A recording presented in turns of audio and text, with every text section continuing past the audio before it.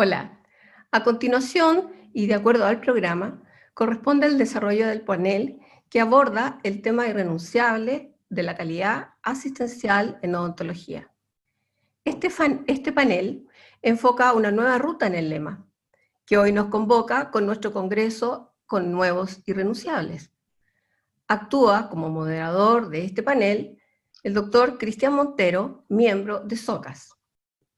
El doctor Cristian Montero es cirujano dentista de la Universidad Nacional Autónoma de México, máster en gestión y metodología de la calidad y seguridad de la atención de salud en la Universidad Autónoma de Barcelona.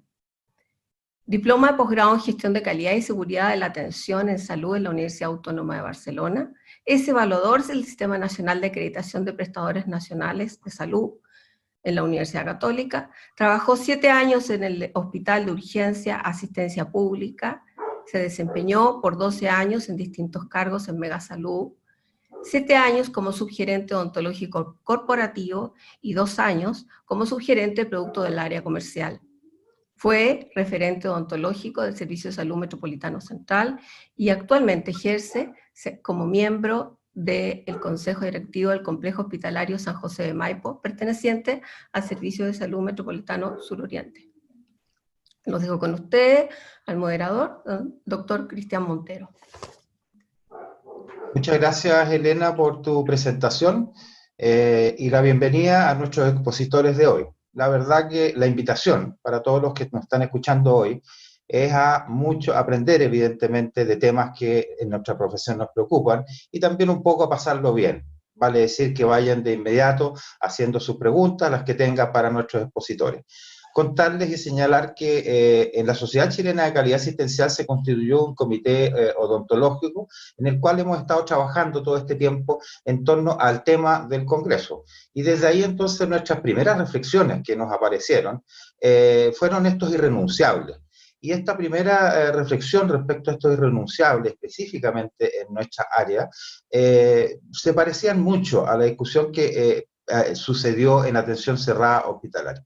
Entonces lo que quisimos finalmente era dar una especificidad a nuestro quehacer, al ámbito odontológico, y profundizar mucho más en estos 3 grandes irrenunciables que nosotros finalmente definimos. Fue nuestra primera tarea, vale decir, era primero conseguir cuáles eran nuestros primeros irrenunciables, y después ver quién podía hacer y hacernos exposiciones referente a esto. Les cuento que el primero fue la gestión de seguridad y matriz de riesgo en odontología, entendiendo a nuestra profesión como una actividad evidentemente de riesgo y donde existe una falta de información muy importante y que no nos ha permitido ver con claridad todo lo relacionado con los eventos adversos que se producen en nuestra profesión.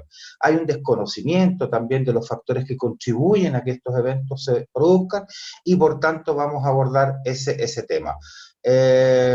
Yo lo segundo que quería decir es que estos riesgos y los planes de acción que podemos aplicar es seguramente lo que vamos a ver en esa presentación, ¿ya? El segundo gran irrenunciable que definimos en odontología es bioseguridad en la clínica dental, donde vamos a trabajar algunos temas de básicamente protocolos, elementos de protección personal, ventilación, algunas controversias a ese respecto, manejo de reas, y cerraremos finalmente sin duda con algunas definiciones básicas y algo. Terminaremos con el último irrenunciable que nosotros definimos, que es el triage telefónico previo y permanente al agendamiento y la atención clínica. Vale decir, cómo impacta este triage previo y permanente, no solo asociado a COVID, sino a muchas otras situaciones, en la toma de decisiones, en la evaluación del riesgo, en las orientaciones al paciente, en la pertinencia, en la derivación oportuna, etc. Después de aquello, entonces, como les contaba, la tarea fue, y nada fácil, encontrar quiénes exponer. Y entonces nos pone muy, muy contentos de contar hoy día con grandes expositores con nosotros y los cuales paso a presentar. Primero, y sin antes darles a cada uno de ellos un agradecimiento muy importante por haber hecho un espacio en sus agendas para estar con nosotros hoy día. En primer lugar, les voy a presentar a nuestra primera expositora. Ella es la doctora Manuela Escorial.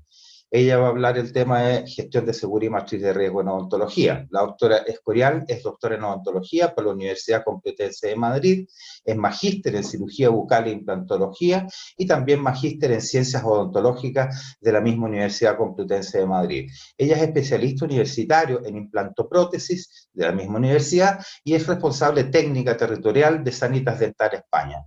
La última y gran pasión que la doctora Manuela Escorial tiene, es muy importante constarlo, que tiene una pasión por la montaña, por la cocina y también por la música, ojalá en vivo, vale decir, le gustan los conciertos a la doctora. Doctora Manuela Escorial, la dejo con usted, muchas gracias por estar con nosotros.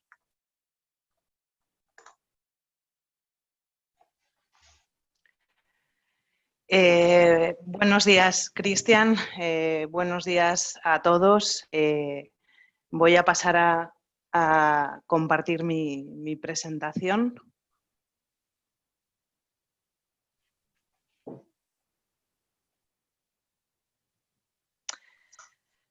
En primer lugar, me gustaría agradecer al Comité Científico del Congreso por haber tenido en cuenta mi exposición, que lleva por título Gestión de seguridad y matriz de riesgo en odontología.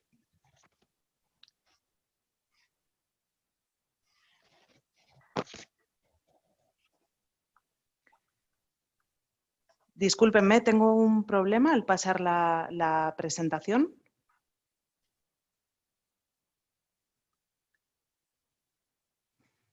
No te preocupes, Manuela, la gente de soporte está viendo qué es lo que pasa con tu presentación. Fenomenal.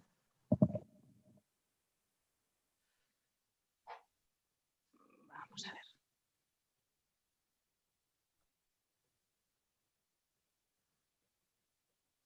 Sí, voy a hacerlo además sin abrirla en tamaño presentación. Vamos a ver ahora.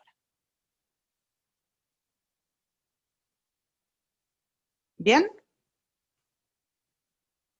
Muy bien.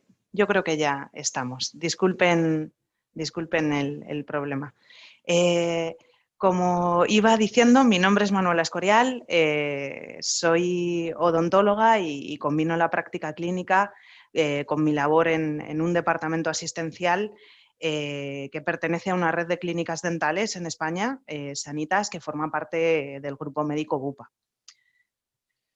En la exposición de hoy, principalmente vengo a introducir un trabajo elaborado dentro de la política de gestión integral de riesgo que vertebra la actividad asistencial odontológica de la red de clínicas a las que represento. Catálogo de riesgos clínicos para la gestión del riesgo en la atención odontológica. Ha sido un proyecto que nos ha embarcado prácticamente durante 1 año y medio. Y bueno, vamos a ello.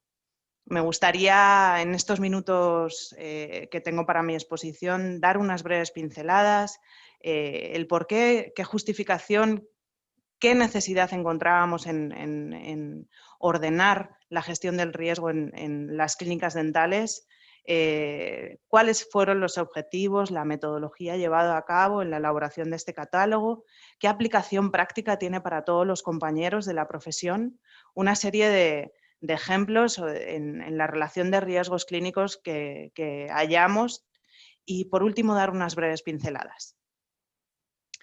Sin duda, la combinación de tecnología, factores humanos y procesos hacen de la asistencia sanitaria una actividad de riesgo, en la que inevitablemente nos vamos a encontrar con efectos adversos.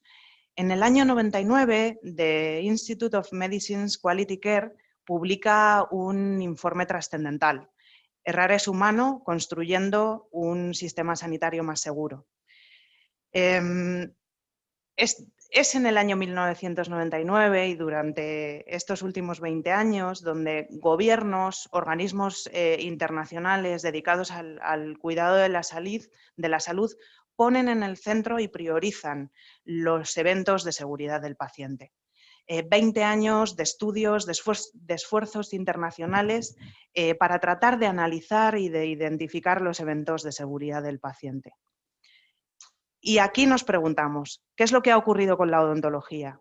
La odontología evidentemente también es una actividad de riesgo, cada vez más tecnológica, estamos viviendo la transformación digital de una manera contundente y que involucra a personas en procedimientos cada vez más complejos. Por tanto, odontología, actividad de riesgo. Si bien todos estos esfuerzos internacionales de los que vengo hablando se han trasladado al ámbito médico, tanto en la asistencia hospitalaria como en la odontología, como a nivel ambulatorio, en la odontología no podemos decir lo mismo, ¿no?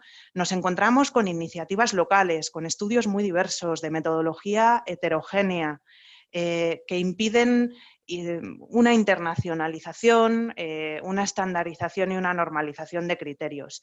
¿Y a qué podemos atribuir realmente que la seguridad del paciente no se haya priorizado de la misma manera que en el ámbito médico? Bien, bueno, ya lo apuntaba el doctor Montero.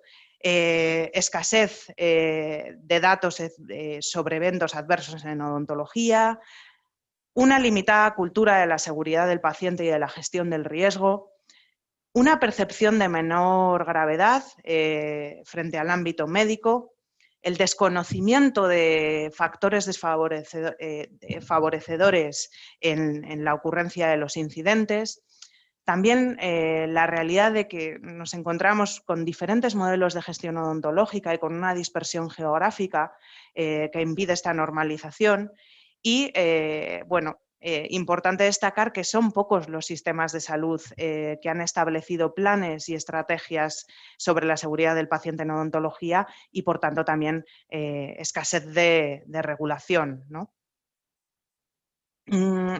Conscientes de la necesidad de que la odontología abrace de manera global la seguridad del paciente y se alinee con las iniciativas internacionales, investigadores, profesionales y organizaciones dentales están liderando iniciativas para la identificación de amenazas y reducción de eventos adversos. ¿Qué podemos hacer? Bien, es necesario desarrollar sistemas de notificación de incidentes que permitan analizar frecuencia, tipología y gravedad de esos eventos adversos. Disponer de un sistema de clasificación de eventos internacional que nos ayude a la toma de conciencia y a pensar de forma proactiva. Involucrar activamente a todos los profesionales en la gestión del riesgo, desde el director en una clínica dental, higienistas, todo el equipo debe estar involucrado, ¿no? Más, desarrollar herramientas para identificar riesgos, desarrollar listas de potenciales riesgos, adoptar estrategias de las industrias de seguridad crítica, ¿no? Debemos aprender mucho de la industria de la aviación, de la industria petroquímica, por ejemplo, ¿no? Que han conseguido tener un control de riesgo de alto nivel, ¿no? Es totalmente trasladable al ámbito dental. Y el abordaje, siempre de la seguridad del paciente en el ámbito dental, debe tener dos perspectivas, ¿no? Un enfoque retrospectivo, reactivo, es decir, tenemos que hacer análisis tras la ocurrencia de los incidentes, pero también al mismo tiempo tenemos que tener un enfoque proactivo o prospectivo, en el que estimemos el riesgo a priori, en el que identifiquemos eventos adversos que podrían ocurrir, y estableciendo sobre todo medidas que eviten o mitiguen la incidencia de eventos, ¿no? Y bien, BUPA, el grupo médico BUPA, posee un sistema integral de gestión integral del riesgo que incluyen también los riesgos clínicos. Pensamos que la gestión del riesgo, como he comentado antes, debe involucrar a todas las personas que trabajen en la organización, en la clínica dental o en la red. Deben ser procesos comunes con metodologías estandarizadas que permitan una gestión del riesgo uniforme, y esta gestión debe ser continua y de manera proactiva. Y gracias a esto y a esta visión que nos ofrece la compañía, en Sanitas Dental hemos creado el catálogo de riesgos que, bueno, describe todas aquellas circunstancias a las que podrían enfrentarse los profesionales de la odontología. Es una herramienta para la identificación prospectiva, enfoque totalmente proactivo, que queremos que sea de manera fácil y sencilla. Y principalmente lo que hicimos fue partir de unos análisis del manual para la acreditación de los estándares de buena práctica asistencial de la Joint Commission International y hacer un análisis de los incidentes ocurridos en los últimos 18 meses en la red de clínicas dentales, ¿no? Al final, el objetivo de este catálogo es ponerlo a disposición de todos los compañeros odontólogos, de todos los investigadores que puedan encontrar utilidad en él para la gestión del riesgo y para que todos contribuyamos a un objetivo común, que es la asistencia de calidad en un entorno de máxima seguridad. Este fue el grupo de trabajo. Tuvimos la suerte de contar con la dirección médica de Bupa Latinoamérica y Europa y muchos componentes de Sanitas Dental, desde el departamento asistencial al que represento, directores de centros, higienistas, auxiliares, odontólogos, contribuyeron a hacer esta identificación prospectiva de los riesgos. Al final, lo que pretende este catálogo es que nos sirva de herramienta de autoevaluación del nivel de riesgo que tenemos en nuestros consultorios, ¿no? ¿Y qué hicimos? Tras varias jornadas de trabajo, primero detectamos esos riesgos, luego los categorizamos y por último hicimos una validación del catálogo. Hallamos 63 riesgos y 309 controles para mitigar esos riesgos. Y a partir de ahí empezamos a ordenar y a identificarlos.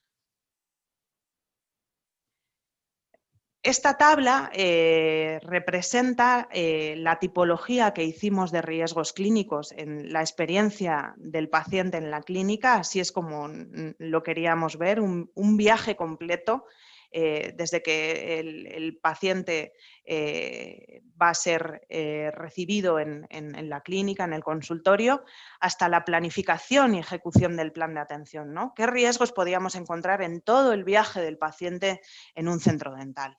Al final, la identificación de estos riesgos nos llevó a una evaluación que nos permitió bueno, pues establecer la magnitud de los riesgos en función de la probabilidad de ocurrencia y del impacto, ¿no? Del resultado de la ocurrencia de esos incidentes. Al final, este es el ejemplo de ficha riesgo que nos encontramos. Disculpen. Tenemos, por un lado, categorizado el tipo de los riesgos, los controles, información adicional que pueda ser de interés a los equipos y a los compañeros odontólogos y documentación de interés. La labor de revisión bibliográfica nos permitió tener una amplia perspectiva bueno, pues de todas esas iniciativas locales de investigadores a nivel mundial que necesitan gozar de internacionalización, ¿no? Sin lugar a dudas. Todos los riesgos, los 66, están categorizados, tipificados por colores para que sean de fácil clasificación y de una manera útil y sencilla uno pueda acudir rápidamente para poder consultar. La aplicación práctica del catálogo, al final, tanto si es en un grupo de clínicas, como en este caso, una autoevaluación para una clínica dental con equipos que van a ser diversos, se basa en el orden debe ser este, ¿no? Hay que nombrar un coordinador que tenga una visión global, que se constituyan unos grupos de trabajo. Es fundamental que se introduzca a estos grupos de trabajo en la cultura de la gestión del riesgo y a partir de ahí es la parte de la identificación, la evaluación, que ahora voy a comentar un poquito las herramientas que tiene a disposición el catálogo, cómo aprobamos esa evaluación que nos va a permitir priorizar el riesgo en cada una de las clínicas dentales y a partir de ahí definir y planear un seguimiento, unas acciones de mejora. El catálogo, en los anexos, contiene todas las herramientas para poder llevar a cabo la tipificación de los incidentes, establecer el riesgo de cada uno de ellos y también los controles. Cuando hablamos de la evaluación, al final se tiene en cuenta un riesgo inherente. El riesgo inherente es aquel que no tiene en cuenta ningún tipo de medida de control. El riesgo residual sí que tiene en cuenta las medidas establecidas en el momento en el que se produce ese evento adverso y nos permite calcular el riesgo real. De la misma manera, también tenemos la posibilidad de definir qué controles vamos a querer introducir, si van a ser preventivos, si van a ser de detección o correctivos. Ejemplo de un control de detección, bueno, la realización sistemática de una radiografía posterior a la colocación de un implante para verificar que no ha habido un daño de estructuras nobles anatómicas, ¿no? o correctivos. Todo nuestro personal está formado en reanimación cardiopulmonar. Pese a que el accidente o la parada no la vamos a poder evitar, sí que tenemos ya un control correctivo, que es la formación de todo nuestro de todo nuestro equipo. Por último, el catálogo también aporta la manera de calcular el riesgo y matrices con apetito de riesgo que nos van a alertar sobre cuáles son los riesgos sobre los que tenemos que priorizar nuestros planes de acción. En definitiva, es una herramienta realmente sencilla y a disposición de todos los compañeros por si puede ser de utilidad. La aplicación del catálogo promueve la mejora continua en la calidad y la seguridad de la prestación odontológica. Es un documento vivo, cultura proactiva. Nos hace afrontar los retos de la digitalización, de la implicación de las nuevas tecnologías, de nuevos conceptos en odontología, de una manera mucho más firme y de una manera, desde luego, mucho más segura. E insisto, es aplicable a todo tipo de modelos de gestión odontológica. Para terminar, me gustaría esta frase que nos guía a la hora de la gestión del riesgo día a día en las clínicas dentales de Sanitas. Gestionar un riesgo no significa necesariamente evitarlo, implica identificarlo, dimensionarlo y decidir qué hacer con él. Hoy mismo, esta mañana, hemos estado con 2 eventos adversos. La tarea es larga, pero ya simplemente el impacto en el reporte que tenemos es tan satisfactorio. Hay una comunicación fundamental con los equipos. Los riesgos, como ven, están muy tipificados, sencillos de aplicar, controles, documentación de interés. Por último, me gustaría agradecer a la doctora Ana Isabel Fernández Castelló, de la Dirección Médica de Bupa Europa y Latinoamérica, por haber creído en la necesidad de involucrar a la parte dental en la gestión del riesgo. Esto es un camino constante. Y bueno, muchísimas gracias por su atención esta mañana.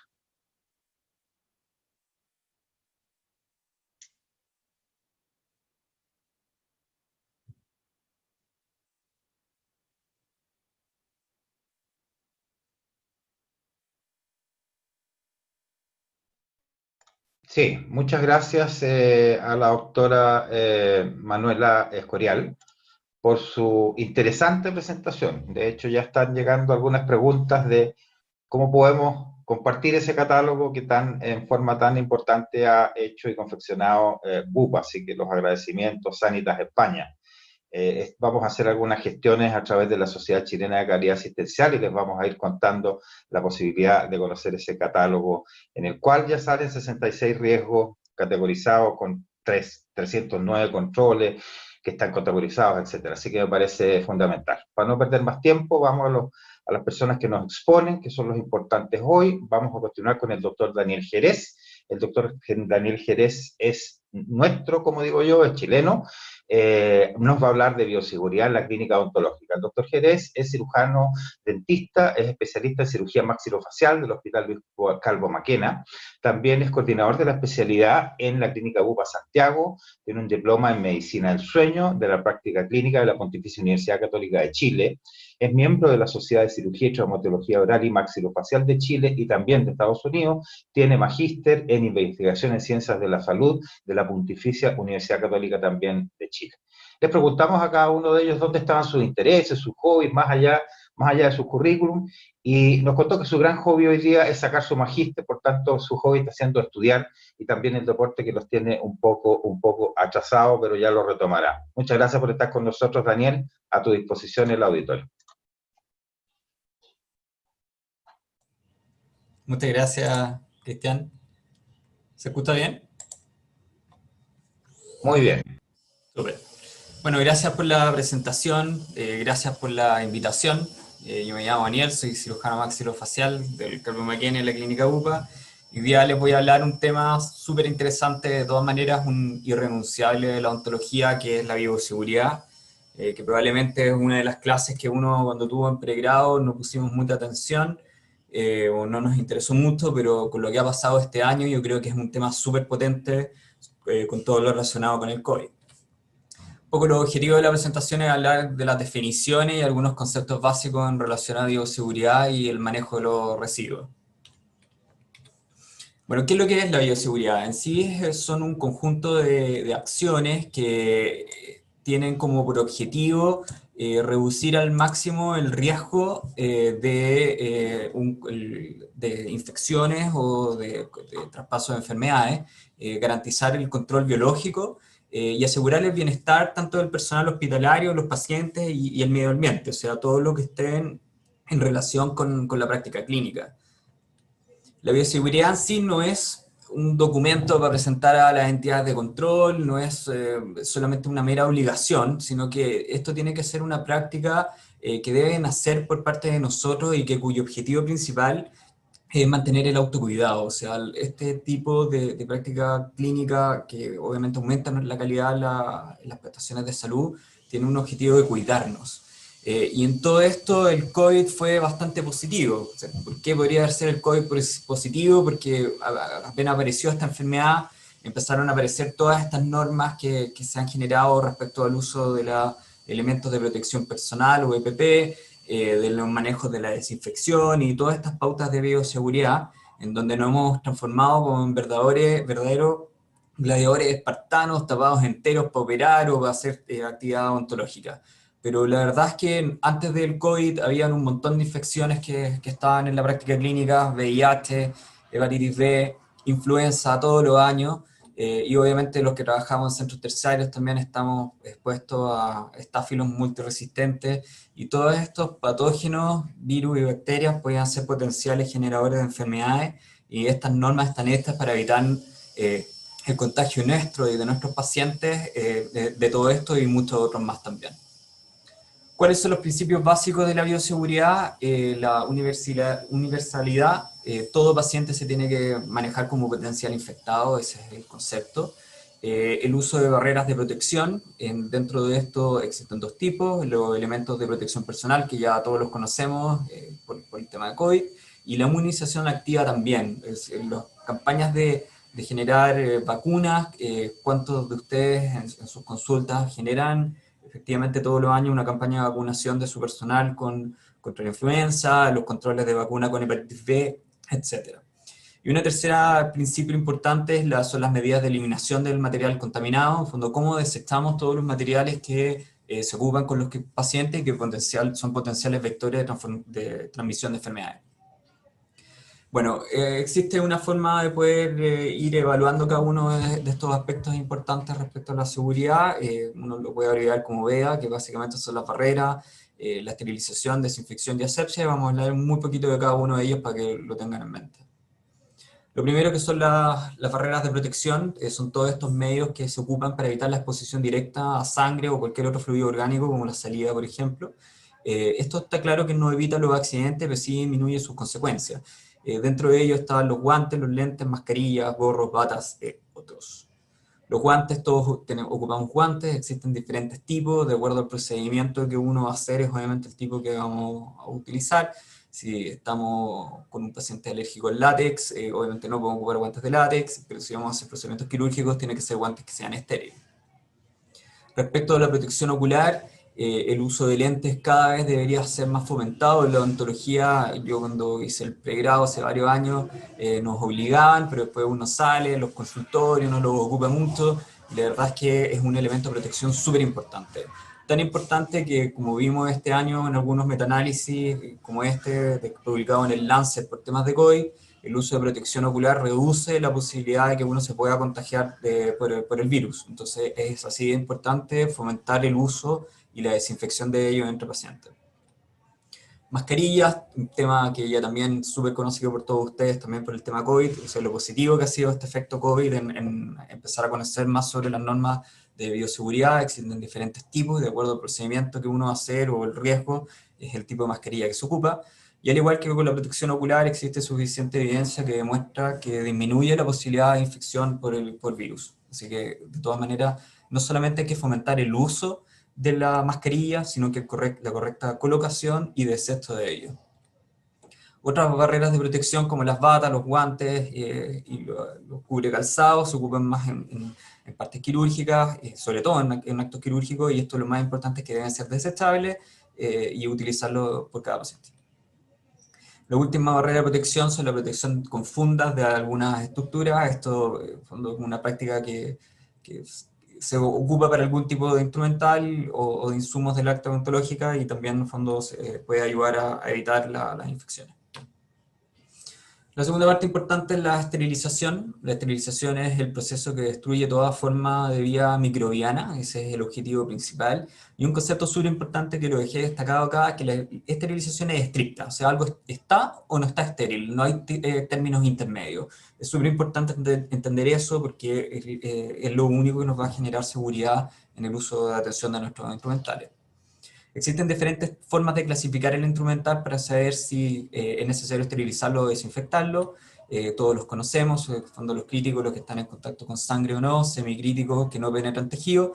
Tenemos los no críticos, que acá yo los marco en rojo porque es parte de las cosas que tenemos que empezar a reevaluar de nuestra atención clínica, que COVID también nos generó eso, de la desinfección de todas las estructuras por el riesgo de contagio. Entonces, esta enfermedad, a pesar de que ha sido extremadamente negativa, ha tenido algunos eventos positivos, yo creo, en este tipo de área por lo menos, que nos va a llegar a reformular cómo debemos hacer nuestras normas de bioseguridad en la atención odontológica. Los métodos son bastante conocidos, ahí están los químicos y los físicos, los más ocupados, calor húmedo, como es el autoclave, y algunos elementos químicos que ocupamos para ciertos tipos de instrumentales en las prácticas hospitalarias sobre todo. Muy importante es saber si efectivamente esto está estéril o no. La forma que se hace son con indicadores, están los indicadores biológicos y los indicadores químicos. Es muy importante saber cuál es el que usted está ocupando y de acuerdo a lo que está esterilizando, si es que esto fue efectivo o no, de acuerdo con el método de esterilización que ocupó. Lo mismo, en fondo, en el empaquetado, no solamente es tener el buen instrumental, el buen autoclave, hacer las mantenciones, hacer un correcto empaquetamiento y el control de viraje, y también en almacenamiento, controlar con fechas, que estén almacenados en los lugares que están adecuados para eso, y estar siempre corroborando que tenemos nuestro instrumental estéril antes de empezar la atención odontológica. Una tercera parte son la desinfección, que es un proceso de eliminación de los microorganismos con algunos agentes. Existen diferentes tipos de niveles de acuerdo al agente que estamos ocupando, en bajo, intermedio y alto. Y para no marear, ahí están algunos de los ejemplos, varios de estos nosotros los ocupamos en nuestra práctica clínica y en el fondo de la presentación ahí los pueden revisar. Lo último es la sepsia y la antisepsia, que es algo que se ocupa bastante, sobre todo en cirugía, y que también por el efecto COVID nos ha ayudado a ser cada vez más habitual, como el lavado de manos, que está demostrado que nos ayuda a prevenir las infecciones y que es algo que debemos hacer entre pacientes al inicio y al final de la atención odontológica. Un poco hablar sobre los residuos, o los REAs. REAs es un residuo, es aquella sustancia o elemento que se genera en los establecimientos de salud y que debe ser eliminado, y que esta eliminación puede llevar a riesgos si es que no se hace de la forma adecuada. También se clasifican en diferentes tipos, están los residuos peligrosos, los radioactivos de baja intensidad, residuos especiales y residuos sólidos asimilables.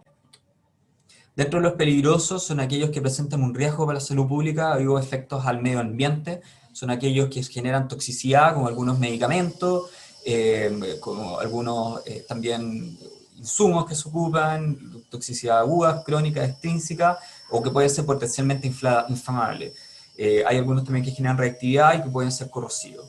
La forma de eliminarlos es extremadamente importante, conocer cuáles son los protocolos y tener los dispensadores especiales para hacer la eliminación de estos residuos.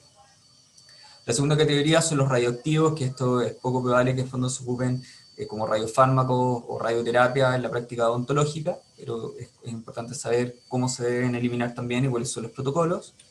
Los residuos especiales, que esto sí ocupamos nosotros bastante, como la eliminación de elementos contubulsantes, que tienen que ser en algunos dispensadores especiales para evitar los accidentes cortopunzantes, no solamente del personal clínico, o sea, si usted bota una aguja a la basura y esto después lo recoge la gente de la municipalidad, usted podría generarle un accidente cortopunzante a una persona que no tiene nada que ver con la actividad ontológica ni clínica. Entonces es pensar no solamente en nosotros, en nuestros pacientes, sino que en toda la gente que está alrededor de la consulta. También los residuos patológicos como las biopsias, cultivos, no pueden ser eliminados solamente en la basura, tienen que tener un protocolo de eliminación. Y que están súper bien descritos en nuestra norma ministerial. Y lo último son los otros tipos de residuos, que estos sí pueden ser de recolección municipal, papeles, cartones, metales, todo ese tipo de cosas que en fondo se eliminan de la actividad ontológica. En cuanto a las gasas, ojo, si en el fondo son gasas que están solamente con cloro, con alcohol, no hay problema, pero en el fondo si son gasas que están con contenidos hemáticos, que ya vienen con contenido biológico, entran dentro de la otra categoría. Para terminar, un último paréntesis respecto a COVID, sobre la ventilación. La Organización Mundial de la Salud en agosto dio algunas sugerencias para la atención odontológica respecto a la ventilación en atención odontológica. Declaran que en fondo la ventilación debe ser suficiente para reducir en fondo la transmisión de la enfermedad en ambientes cerrados. Según el tipo de ventilación, lo ideal es aumentarla y la ración promedio es de 6 a 12 recambios por hora. La verdad es que todo lo que ha sido COVID y lo que hemos podido leer de esto a medida que ha ido avanzando la enfermedad ha ido cambiando. Hay que estar siempre actualizado con la evidencia respecto a eso y estar también actualizándose con las normas que va subiendo nuestro ministerio. Algunas conclusiones: bueno, la bioseguridad es una práctica que en realidad debería nacer y aplicarse por el autocuidado personal. Es algo que va más allá de entenderlo o leerlo o declarárselo al CEREMI, es algo que nosotros tenemos que hacer para cuidarnos. Y es muy importante que lo entendamos así. Y yo creo que en ese sentido el COVID ha sido bastante positivo en ayudarnos a entender que estas son normas que debemos hacer cada día y con todos nuestros pacientes. El tema de la esterilización hay que ser muy estricto. Recuerden, esto está estéril o no está estéril, no hay ningún tiempo intermedio. Y si tenemos la duda, es mejor considerar lo que no lo está y reprocesar. Los elementos de desinfección, conocer qué cosas sí se pueden desinfectar y qué cosas se deben esterilizar, es muy importante también. En lo que ya hablamos del efecto coronavirus, lo positivo o lo único positivo que ha tenido que nos ha ayudado a replantearnos realmente cuáles son las normas de bioseguridad que debemos tener en nuestra atención y por supuesto la creación de protocolos. Tenemos que tener protocolos para generar buenas pautas de bioseguridad en la atención de los pacientes. Y lo más importante, como siempre, es poder obtener información adecuada respecto a las normas y referencias. Es muy habitual que uno, y pasó mucho con coronavirus, que aparecieron algunos tipos de insumos o de aire, luz ultravioleta, etcétera, para protegernos como norma de bioseguridad de la infección.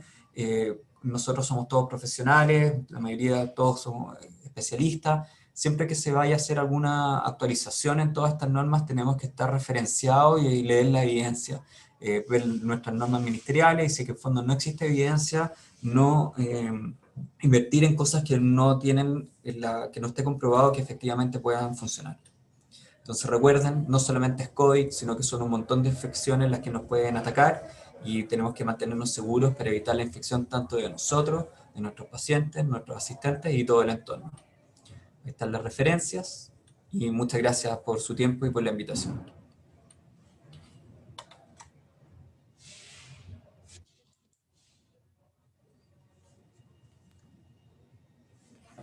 Muy bien.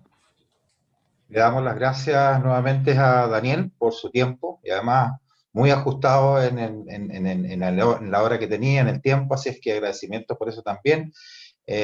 Solo señalar de su presentación que abordamos todos los campos en términos de bioseguridad. Lo más importante, evidentemente, me quedo yo con temas de capacitación permanente a nuestros equipos, en términos de cursos y otros que son preocupaciones también. Aprovecho de pasar el dato de nuestra sociedad. Este próximo 2021 tenemos varios proyectos asociados a eso, y más allá incluso de las exigencias, como él menciona.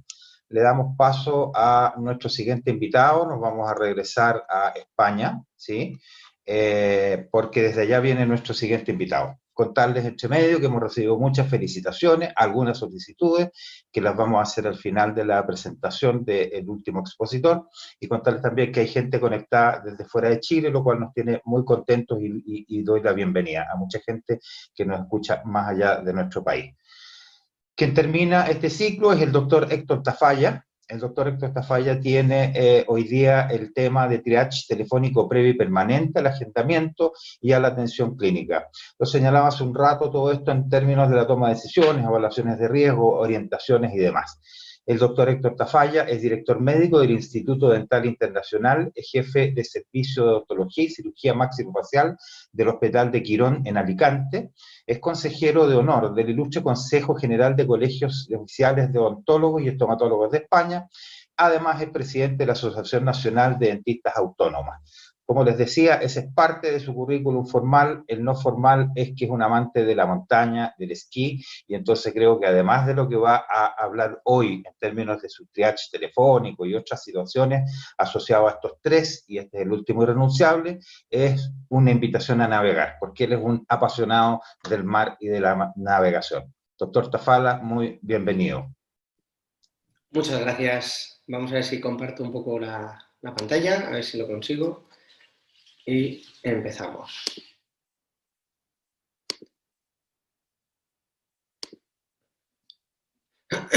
Ahí lo podéis ver. Vale, muchas gracias. Bueno, buenos días. Lo primero que quería decir era un gran agradecimiento al doctor Montero y a la doctora Dubona, que fue la primera persona que se puso en contacto conmigo, y obviamente a la Sociedad Chilena de Calidad Asistencial, que es por lo que los que nos han reunido a todos para poder aportar nuestro pequeño granito de arena y poder participar en esta conferencia con vosotros. Bueno, darle las gracias a mis compañeros de antes también, porque me han dejado un nivel muy alto de conferencias. Cierto es que nosotros vamos a hablar del triaje y, a ver... ahora vale, perdona, que no se pasaba. Vale. Nosotros vamos a hablar del triaje. El triaje telefónico no es algo que está tan documentado como puede ser la bioseguridad o el documento obviamente tan extenso y tan maravilloso que han realizado por parte de Sanitas y Bupa. Aquí simplemente quería daros un poco una idea de lo que debemos hacer ahora en momentos de COVID y lo que debemos hacer obviamente en momentos post-COVID. Nosotros el triaje lo definimos como la clasificación. Triaje viene de lo que es separar la paja del grano, es decir, lo que queremos es clasificar a nuestros pacientes previo a la visita al dentista. Por tanto, lo que necesitamos es concretar con ellos qué es lo que van a hacer o qué quieren hacer para poder nosotros aportarles los tiempos necesarios, dejarles con las consideraciones previas a la entrada a la consulta, etcétera, etcétera. Todo ese tipo de cosas es lo que vamos a hacer con el triaje. A mí me gusta, cada vez que hago una conferencia o hablo para alguien, me gusta entrar en el barro. En España nos referimos a entrar en el barro, es a ensuciarme las manos y poder explicaros aquellas cosas que vivo en mi consulta. Como ha dicho el doctor Montero, he pasado por varios sitios, pero ahora me dedico prácticamente en mi totalidad del tiempo a las 3 consultas que tengo en Alicante, bueno, con mis compañeros que tenemos aquí dentistas con nosotros y obviamente pues con mi mujer, que es la jefa máxima de las consultas. Y nosotros también hemos vivido este triaje, hemos vivido este COVID y hemos tenido que implantar muchísimas cosas para el día a día.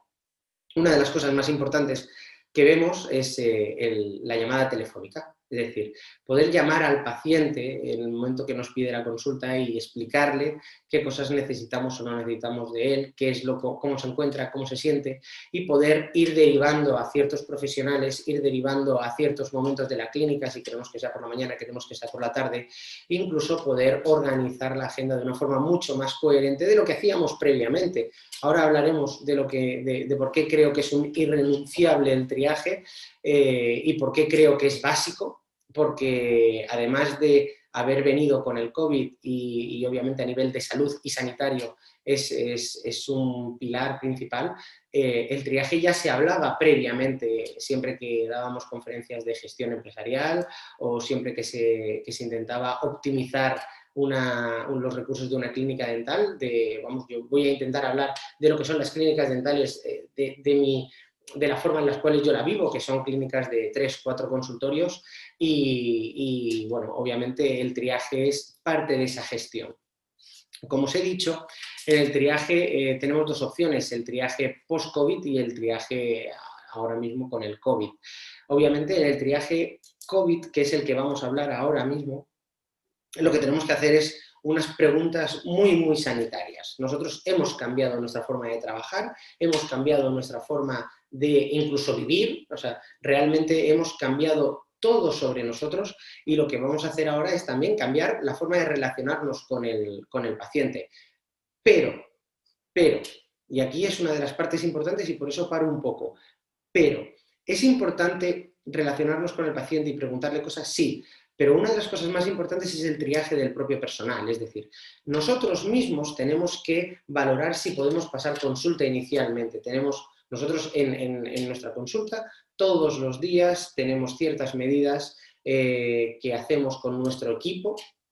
Nosotros somos 17 personas en el equipo y entonces todos tenemos unas medidas previas. Es como un previo triaje intra de la consulta que lo que hace es clasificarnos a nosotros mismos para ver si podemos atender a los pacientes. Y un ejemplo práctico que nos pasó hace no mucho es que una de las personas que está en nuestra clínica pues tuvo un contacto relativamente cercano, fue un contacto con el tío de su pareja. Pero bueno, fueron de menos de 10 minutos, no está considerado un contacto estrecho o íntimo. Tenían protecciones, mascarillas, siempre estaba fuera de la consulta, era en el tema domiciliario en su casa, pero nosotros, una vez tuvimos esa consideración, hicimos un triaje, le comentamos, nos comentó y decidimos que se quedase en casa. En efecto, a los 6, 7, 8 días tuvo una PCR positiva y bueno, pues está aislada en confinamiento en su casa. De esa forma nosotros, bueno, obviamente también hicimos las pertinentes pruebas, estamos todos bien, pero ¿a qué me refiero? A que antes de hablar con nuestros pacientes y antes de estar con ellos, tenemos primero que triarnos nosotros. Ahora, el dentista tiene hacia el paciente, o sea, mejor dicho, hacia la sociedad, pero con el paciente, tiene el deber de filtrar qué pacientes pueden tener COVID y qué pacientes no lo tienen, ¿vale? Partimos de que nosotros somos un medio para salir de esta situación y de esta complejidad que estamos viviendo a nivel mundial, somos un medio de filtrado. Por tanto, vamos a aportar a la sociedad aquello que tanto nos gustaría hacer, que es la parte que nos gusta hacer, que es la parte sanitaria, y vamos a filtrar. Entonces, ¿cómo lo vamos a hacer? Pues sencillamente añadiendo preguntas, añadiendo situaciones a nuestra historia médica del COVID normal y corriente, ¿vale? Entonces, aquí, perdona que se me ha quedado, ahora, perdona, aquí. ¿Qué cosas vamos a ampliar o qué preguntas vamos a ampliar en la llamada telefónica? Pues muy sencillo, esto es del documento del Consejo General de Odontólogos y Estomatólogos de España, que bueno, ha sido consensuado, y lo que vamos a hacer, sencillas, que creo que no las conocemos todos porque llevamos viviendo ya 6 meses esto del coronavirus. Y bueno, el COVID, vamos a preguntarles que si tiene fiebre en los últimos 14 días, aquí valoramos la febrícula, más de 37,5, entonces tendríamos que esperar su respuesta, y ahora veremos qué vamos a hacer en un diagrama. Si hemos tenido o no hemos tenido tos o cualquier signo respiratorio, si ha tenido diarrea, si ha tenido la sensación de mucho cansancio o malestar, si ha notado la pérdida del sentido del gusto o del olfato, esto es muy característico y todos lo conocemos, ¿vale? Si ha estado en contacto o conviviendo con alguna persona sospechosa, y si ha tenido la enfermedad, y en ese caso si sigue o no en cuarentena. Aquí encontramos qué es lo que debemos hacer. Al menos una de las respuestas afirmativas. Con más de 37,5 tendríamos que avisar al paciente, ¿vale?, de un posible contagio y, por tanto, no tratarle salvo urgencia. Si es menor a 37,5, explicar al paciente que debe convenientemente posponer los tratamientos al menos 14 días. Ese es el periodo ventana de protección que vamos a tener. Si las 7 han sido negativas, las 7 preguntas han sido negativas, si tiene más de 37,5, avisaremos al paciente de un posible contagio y la necesidad de tener ese periodo ventana, y si es de menos de 37,5, lo que vamos a hacer es, tratarle perfectamente. ¿Qué instrucciones debemos darle al paciente? Porque claro, nosotros hablamos telefónicamente con ellos y el paciente se siente cómodo porque va a venir a la consulta y le hemos dicho que venga, pero ¿va a venir de la misma forma que vivíamos antes la odontología? No, la sala de espera es un sitio donde tenemos que tener mucho control de las cercanías, mucho control del tiempo, mucho control de los medios para la limpieza, de higiene, de lavado de manos, y un termómetro pues, para poder controlar la temperatura previo a la entrada de ese paciente a la consulta. Y aquí lo ponemos, bueno, pues que debe acudir a la clínica solo sin acompañante, debe retirarse todas aquellas cosas que puedan mantener el virus en ellas, como pueden ser los collares, pendientes, pulseras, etcétera. Debe llegar a la hora pactada. ¿Por qué? Porque nosotros con el triaje, y esto es a nivel empresarial y a nivel de gestión, lo que vamos a hacer es mejorar la pauta de entrada de nuestros pacientes a la consulta. Vamos a tener una atención mucho mejor y olvidarnos de esas salas de esperas llenas y repletas que estaban esperando 1 hora, hora y media en la consulta. Pues bueno, ahora gracias al COVID vamos a poder mantenerlo, se lo hablamos ahora en la parte de irrenunciable, pero lo que queremos ahora a nivel sanitario es que no se crucen esos pacientes. Entonces tiene que ser la gente puntual. Nosotros concretamente en nuestras consultas, además de ser puntuales, si llegan antes les dejamos fuera de la consulta, y obviamente si nos retrasamos pues intentamos tener un segundo pasillo, como aquel que dice, de flujo de entrada y salida de los pacientes para que no tengan contacto entre ellos. Pero bueno, debe saber que al llegar a la clínica se le dará una serie de instrucciones, que es lo que hablábamos antes del gel, la temperatura, dónde se debe sentar, etcétera, etcétera. Debe conocer que en el hipotético caso de lo que hablábamos de que se pudiese cruzar con algún paciente, debería mantener la distancia, pero aquí a mí me gustaría explicar que la distancia es importante que la mantengan ellos, pero que si nosotros como empresarios, como clínicos, como lo que queramos ser en nuestra práctica diaria, tenemos 2 vías, una de entrada y una de salida, con el mantenimiento de esa distancia de seguridad va a ser muchísimo mejor que el propio paciente tenga cuidado de esa distancia de seguridad. Y bueno, debe estar informado que sería recomendable abonar pues de una forma telemática, con tarjeta de crédito o incluso transferencia, para evitar el contacto de dinero en efectivo. Esto es un pequeño diagrama de lo que hemos estado hablando, también del mismo documento del Consejo General. Bueno, pues como veis, se puede ver a la persona, con la llamada le hacemos las preguntas que resumidas sería COVID positivo, fiebre, tos, hipogeusia, anosmia, malestar, fatiga o cuarentena. son las 7 que tenemos que preguntar. Si todo está bien, llega el paciente a la consulta, le hacemos las pertinentes instrucciones y después ya de la sala de espera podemos tener a nuestro paciente en el gabinete perfectamente sin ningún problema. Y ahora viene la parte de irrenunciable. Es decir... Estamos a 2 minutos. Perfecto, sí, me queda una diapositiva. Bueno, 2. Muchas gracias. El irrenunciable. ¿Por qué irrenunciable el COVID, o sea, cuando se vaya el COVID? Pues muy sencillo. Es irrenunciable porque a nivel de gestión esto nos va a mejorar. Es decir, el triaje va a mejorar muchísimo nuestra práctica diaria. Primero vamos a poder programar las consultas. Vamos a saber si un paciente es para una primera visita tan sencillo como una primera visita de ortodoncia, de implantes, simplemente para hacer una revisión pues, para obturaciones o una limpieza. Reducimos el tiempo de las consultas, de las primeras visitas, o lo ampliamos, pero ya quitamos el concepto que tenemos siempre de yo he programado las primeras visitas en mi consulta para 15 minutos. Pues no, ahora podemos dedicar 25 a quien lo necesite y 5 a quien lo necesite, siempre que tratemos bien y tengamos cubiertas las necesidades de nuestros pacientes.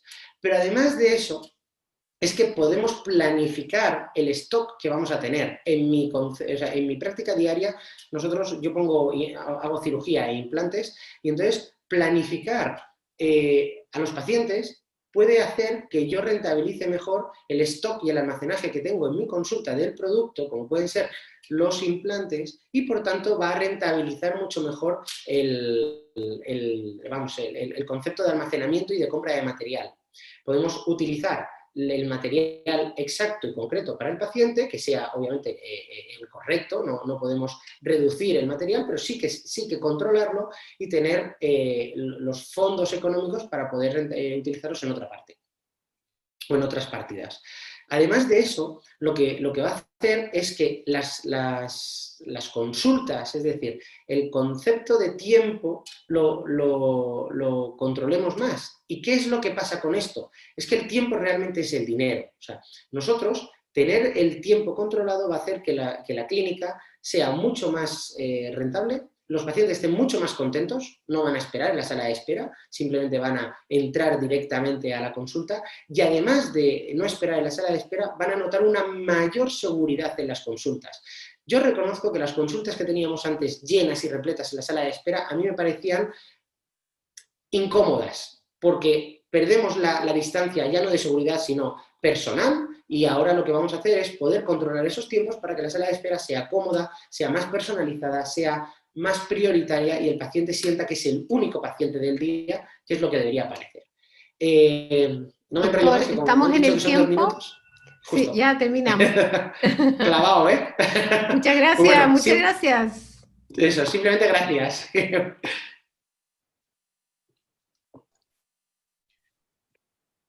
Voy a ello. Déjame ver. Muy bien, le damos las gracias al doctor Tafala. Excelente su presentación también.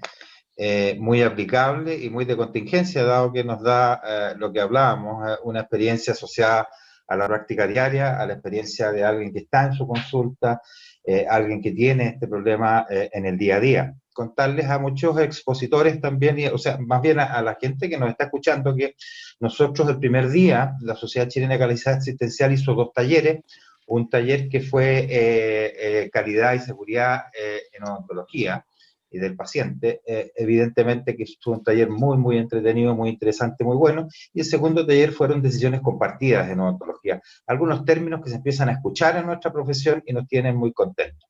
Felicitaciones a cada uno de ustedes, sin lugar a duda, han llegado muchísimas, y en particular se ha repetido mucho la pregunta para Manuela, y la pregunta específica es la primera, que esa la vamos a tener que mirar cómo se hace, pero es la posibilidad de compartir ese catálogo de riesgo que ustedes ya tienen a través de la sociedad. Veamos el mecanismo, esperamos tu respuesta. Y lo segundo asociado a eso mismo es si es posible ese catálogo de riesgo, pregunta una persona que está escuchándonos, aplicarlo, y quién lo aplica ese catálogo de riesgo. Vale decir, lo que estoy entendiendo es si es posible aplicarlo cuando es una consulta, como ustedes dicen, de un gabinete, o si tiene que ser más allá de 3 gabinetes, o están con una duda por ahí. Manuel. Estás muteada, Manuela, les voy a solo pedir que sean respuestas muy cortitas porque estamos en el tiempo. Muy bien, bueno, muchísimas gracias por las preguntas. A la primera, por supuesto, tengo aquí el catálogo, incluso lo puedo compartir de estos documentos porque aparece el link. Lo importante de estas iniciativas es que sean libres, abiertas y que sean de utilidad para cualquier compañero. Está abierto y a disposición de todo el mundo que lo quiera utilizar. Excelente. Y en la segunda pregunta, con respecto a la utilidad, si se puede utilizar en cualquier científica legal, por supuesto, yo mismo voy a hablar con compañeros ajenos a citas para ver si era aplicable a todo tipo de modelos y lo es, desde hacerlo en nivel de organización profesional, hacer análisis, el catálogo es un punto de partida que nos sirve para evaluar el riesgo, ya que conocemos que es una herramienta que te ayuda a llegar en esas alturas de la seguridad, en el riesgo, y por supuesto que se puede utilizar para la evaluación. Lo que va a capacitar y lo que va a ocurrir es que va a haber un doble clic a la hora de entrar a introducir un nuevo procedimiento. Nosotros estamos en esa sesión proactiva de, bueno, vamos a ver, voy a introducir tecnología de plasma glicoproteína. ¿Qué inconvenientes puede tener el intento? ¿Qué consecuencias? ¿Qué efectos a la persona? Es generar una cultura, compartir con los compañeros de la biblioteca, porque cada uno siempre puede tener un análisis más fino de determinadas situaciones, compartir de otros recursos y por supuesto, así a su disposición. Muchas gracias, Manuela. De hecho, nosotros sabemos que está en una página libre en el link y a partir de la próxima semana lo van a poder encontrar el link, digamos, para conexión a través de www.socas.cn, que es la Sociedad Chilena de Calidad Ciencial. La otra pregunta que hay es para Daniel, y hay una auditora que nos pregunta, y primero las felicitaciones verdaderamente a los tres. Que si se puede, cuando se habla de que se puede usar los aires acondicionados de recirculación con filtros PEPA. Y preguntan si hay evidencia respecto a esto, vale decir, a la utilización en los aires acondicionados de filtros PEPA. Daniel, cortito te pido, por favor. Bueno, la verdad es que esa pregunta es un poco específica y no me atrevería a dar una respuesta concreta sin tener que revisar la norma y lo que exista de evidencia actual. La verdad es que de lo que yo sé y lo leído en COVID es que no hay evidencia sólida, por lo menos por ahora, respecto a todo lo que está relacionado con el uso del aire acondicionado, los filtros y los recargantes de aire. Así que la verdad es que yo creo que es una tarea que podríamos contar después, como hicimos en los seminarios posteriores. Muchas gracias, Daniel. Y la pregunta que hay para el doctor Tafalla es si esto, en alguna medida, a pesar de que lo tocó tangencialmente, ha afectado en términos de ingreso, una pregunta media económica, en un congreso de calidad y seguridad del paciente, pero como la hace una persona, la estoy tratando de señalar. Asociado a todas las medidas de protección en términos de DH, la evaluación de riesgo y la postergación de horas, etcétera. ¿Ha habido muchas afectaciones en eso? A ver, intentaré ser conciso, que ya sabes que le doy a la lengua y no paro. A ver, sí que es cierto que...